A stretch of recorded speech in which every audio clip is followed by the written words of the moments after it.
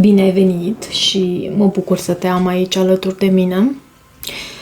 Hai să vedem, dragilor, cine vă urmărește și ce simte pentru voi și ce gândește despre voi și toate cele. Hai să vedem cine vă urmărește, cine te urmărește pe tine.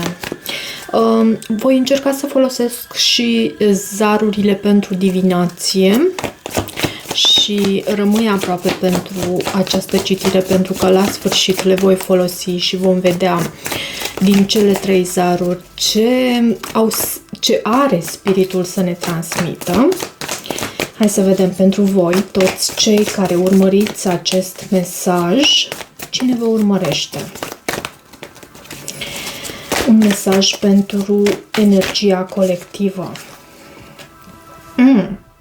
10 de cupe, asul de spade, 9 de bâte. Și asul de bâte, o persoană foarte atrasă de tine și care își dorește acest nou început cu pasiune. O persoană care te vede cu acest 10 de cupe, te vede ca fiind persoana sa. Ești persoana care îl împlinește din punct de vedere sufletesc pe acest om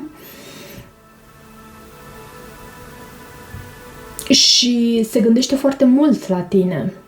Nu știu ce este. Hai să vedem la baza pachetului ce mai avem.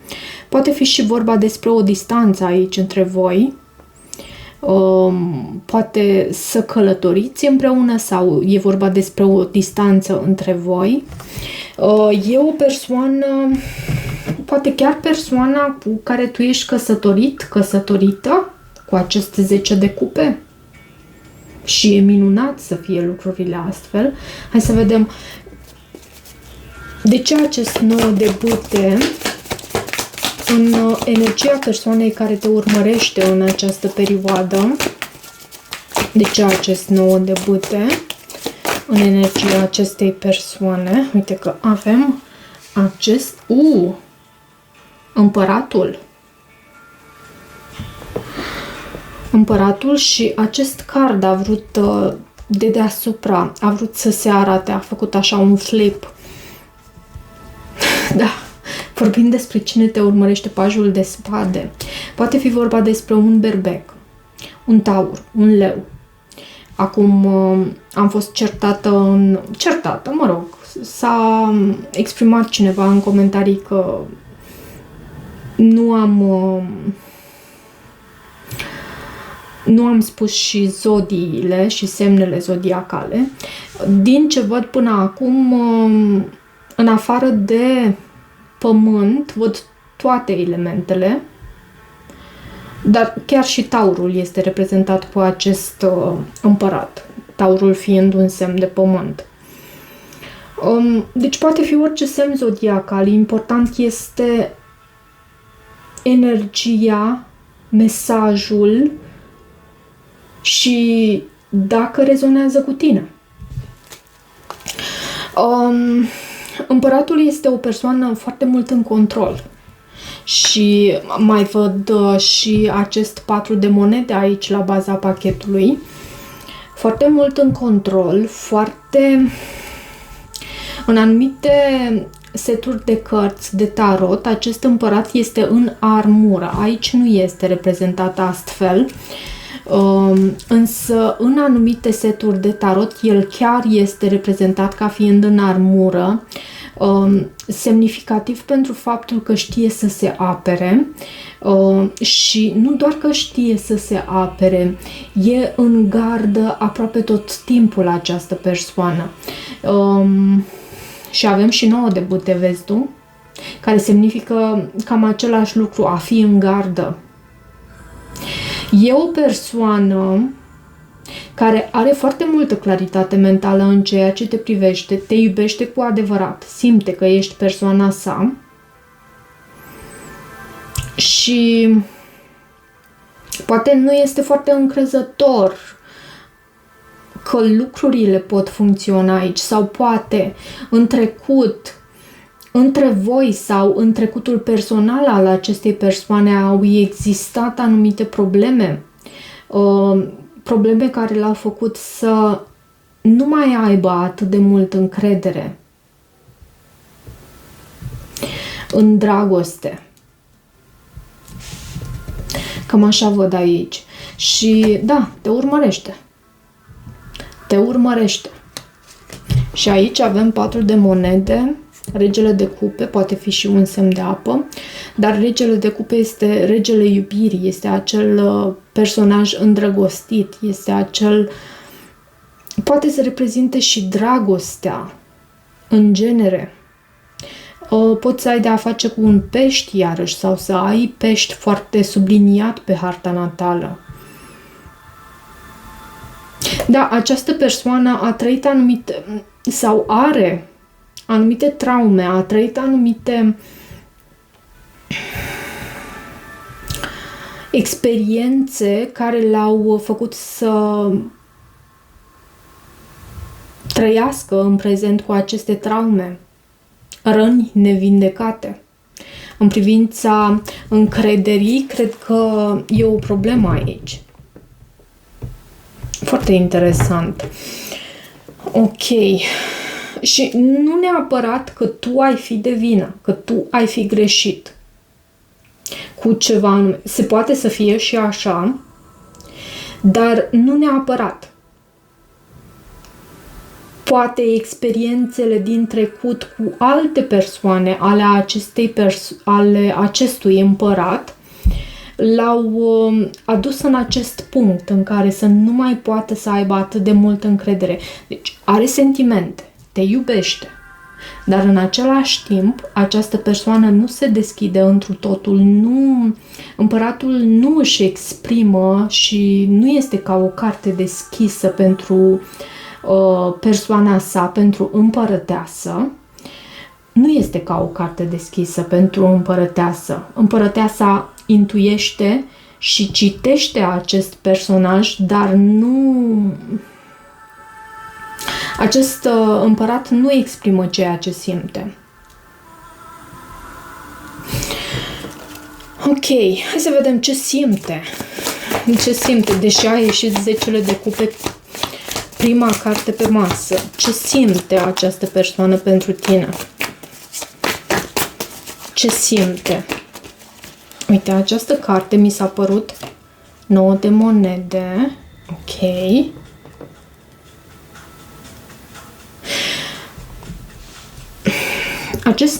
Această persoană din 9 de monede este, în primul rând, tu poți să ai pământ foarte subliniat pe harta natală, adică Taur, Fecioară sau Capricorn, dar te vede foarte îngrijită. Acest 9 de monede mai reprezintă și viața trăită în lux, viața trăită bine, sau nu neapărat în lux, dar viața trăită bine. O persoană care a sădit anumite semințe și acum e în etapa în care culege roadele muncii sale. S-a îngrijit de această grădină, a muncit aici. Deci nu... Și văd și turnul aici la baza pachetului. Energie scorpionică. De ce 9 de monede? De ce 9 de monede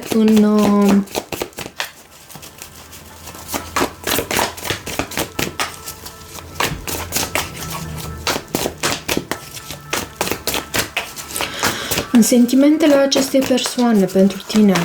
Ce simte cu adevărat această persoană? Diavolul. Diavolul și 8 de bâte. Ești ca o mică mare vrăjitoare, în sensul că, și nu e un lucru rău, ok, lucrul acesta, dar ai vrăjit această persoană.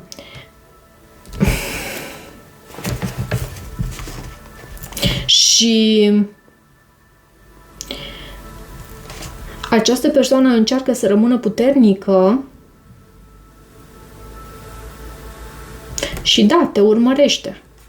Dar, iarăși, se repetă aceeași idee. În trecut a existat ceva dezamăgitor, fie în trecutul vostru împreună, fie în trecutul separat al acestei persoane. Și acum, cine nu trăiește ceva dezamăgitor sau cine nu a trăit în trecutul personal ceva dezamăgitor? De ce nu de monede și diavolul în sentimentele acestei persoane?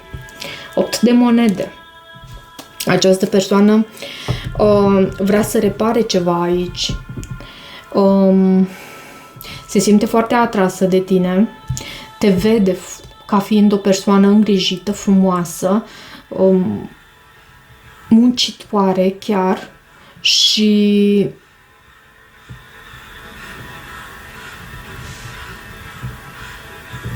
vrea să repare ceva anume aici cu tine. Și vrea să ia lucrurile așa pe tăgadă, cumva, fără a le grăbi, fără a vă grăbi în ceva anume împreună cu această conexiune. Da, avem și 2 de monede și luna și iarăși se repetă această energie. Luna reprezintă cartea racului sau a peștilor. Avem pești, iarăși repetat aici.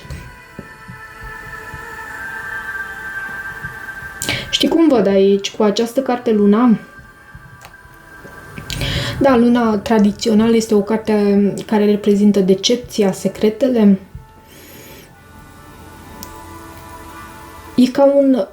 Această persoană e ca un alchimist al umbrei personale. Și nu numai a umbrei personale, este ca o persoană care știe să alchimizeze stările acelea negative, stările acelea reprimate, ascunse. Știe să meargă în subconștient și de acolo să extragă, pentru că acolo se găsesc și rămășițe, lucrurile pe care noi le reprimăm. De fapt, umbra, ce reprezintă până la urmă? Reprezintă lucrurile pe care noi le reprimăm, suprimăm despre noi. Ceva ce nu ne place la noi, dar și asta reprezintă umbra.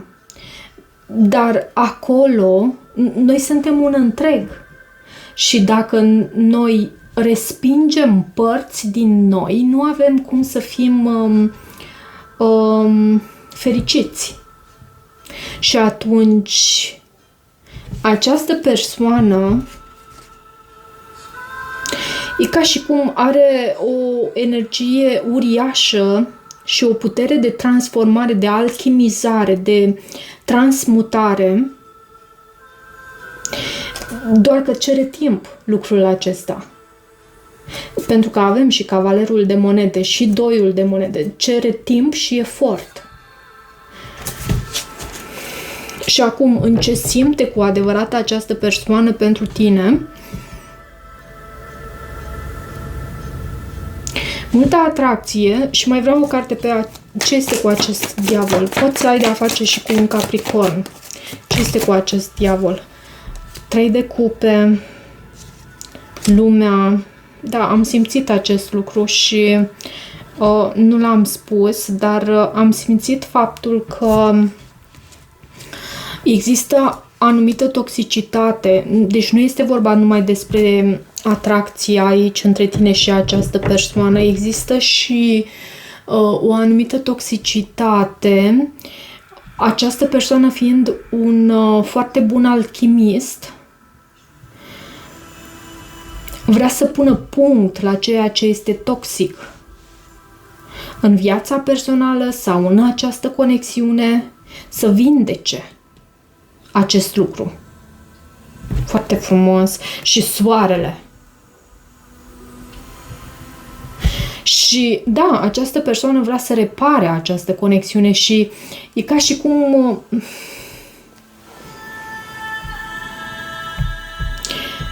și foarte multă răbdare are în această în acest proces de alchimizare, de vindecare, de transmutare și alchimizare a energiilor. Are foarte multă răbdare. O persoană cu un extraordinar potențial văd aici. Persoana aceasta care te urmărește și în ceea ce simte cu adevărat, probabil intuiește anumite lucruri, pentru că până la urmă te urmărește pe tine. Cred că intuiește anumite lucruri. Vom cere și ce gândește această persoană despre tine. Dar cred că intuiește anumite lucruri și vede anumite aspecte dureroase chiar și la tine, nu doar la această persoană. Există traume ascunse, nu doar la această persoană. Și poate dezamăgiri în conexiunea dintre voi, dar cu potențial de a fi vindecate aici. Aceste dezamăgiri, aceste, hai să zicem, traume, deși e mult spus, dar e posibil să fie vorba despre traume.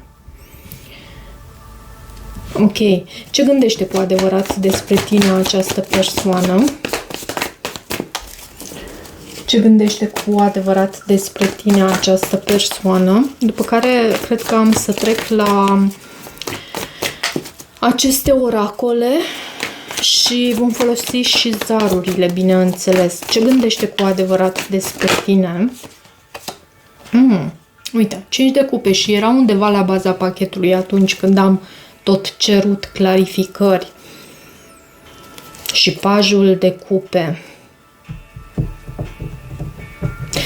Da, eu simt, sincer, că această persoană are o putere foarte mare de alchimizare, de transmutare, vindecare și e o persoană venită și menită pentru tine, pentru a te ajuta pe tine de data aceasta. Asta simt. Nu cred că tarotul la modul clasic, interpretarea acestui card, dar în gândurile sale ar fi dezamăgire. Dar eu cred că această persoană astfel te privește. Eu asta simt aici. Astfel te privește. Te privește ca și cum ai avea anumite energii care pe tine te întristează, te trag în acest vortex. Și această persoană, în gândurile sale, uite, îl văd pe el, pe această persoană, nu știu, el, ea, cine o fi, dar îl văd pe el, visător, gândindu-se, la ce anume se gândește cu adevărat. Și te iubește. Și simte multă pasiune pentru tine. E foarte atras de tine.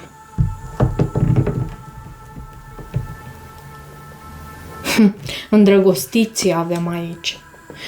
Este cartea gemenilor. Pentru unii dintre voi poate aveți de a face cu un gemen sau aveți voi pe harta natală gemeni.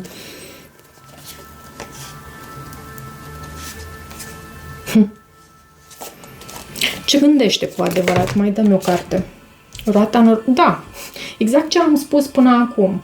Și vezi cum cărțile au venit să confirme ceea ce eu am spus, și anume că această persoană te privește pe tine ușor întristată cu ceva anume, poate chiar depresivă, poate chiar cu unele dezamăgiri, poate unele traume, ceva, o energie pe care tu o reprimi și pe care nu ai ajuns să o vindeci. Și această persoană vrea ca acest lucru să schimbe la tine, să ajute la vindecarea ta, nu să te vindece el sau ea, să ajute, să faciliteze, pentru că e o persoană, așa cum am văzut, pentru că am văzut luna la un moment dat și începusem să îți spun, e o persoană care e ca un alchimist al umbrei. Iar umbra, așa cum am spus, reprezintă turnul din nou la baza pachetului.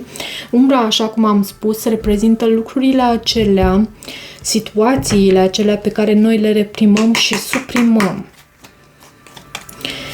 Ok, hai să văd de aici. Cine te urmărește? Cine te urmărește? You are right. Ai dreptate. Cumva, aceste carduri cu bleu sunt mesaje din partea divinității. Toate mesajele și nu știu, sunt mai multe carduri cu bleu în acest oracol. Și toate vin ca mesaje din partea sfat sau mesaj din partea universului. Pentru mine e ca o confirmare a faptului că ceea ce am transmis aici așa este. SEX. E o fațetă a diavolului aici și am avut diavolul și aici. Ascultă-ți inima, iubește-mă, fii mai egoistă, ok. Ce frumos! Nu mi-am imaginat mai mult, atât de multă perfecțiune. Deci o persoană care te idealizează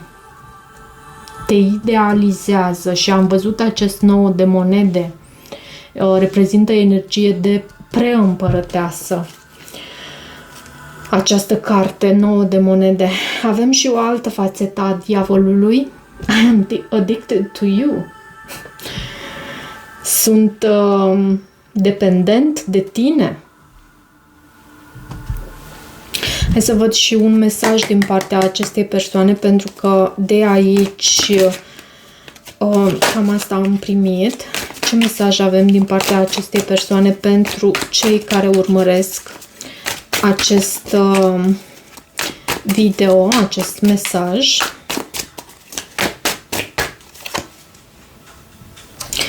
Mai trigăruit, ai apăsat pe anumite butoane la această persoană, cumva ai provocat-o cu ceva anume. Un alt mesaj din partea acestei persoane și poate de aceea am avut acest 9 de bâte la început. Nu pot să renunț la tine. I can't let go of you. Și încă unul. Încă un mesaj aici și vom trece și la zaruri.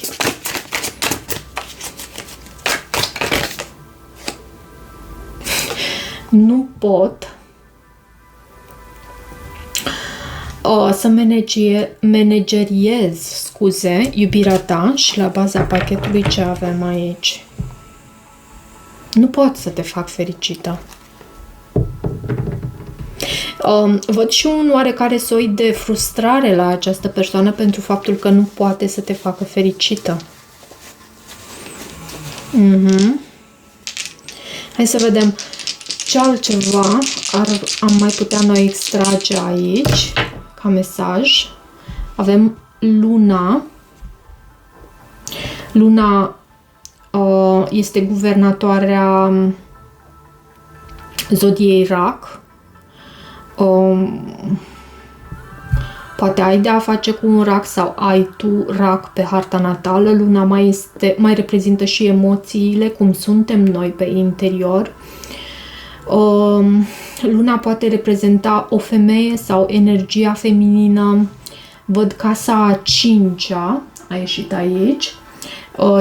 Casa a 5-a este în mod tradițional casa leului și reprezintă creativitatea, este casa copiilor, este casa întâlnirilor romantice.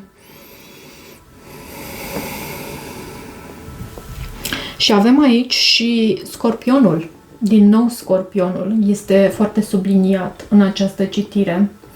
Avem și Scorpionul. Scorpionul, bineînțeles, reprezintă energie plutoniană, transformatoare.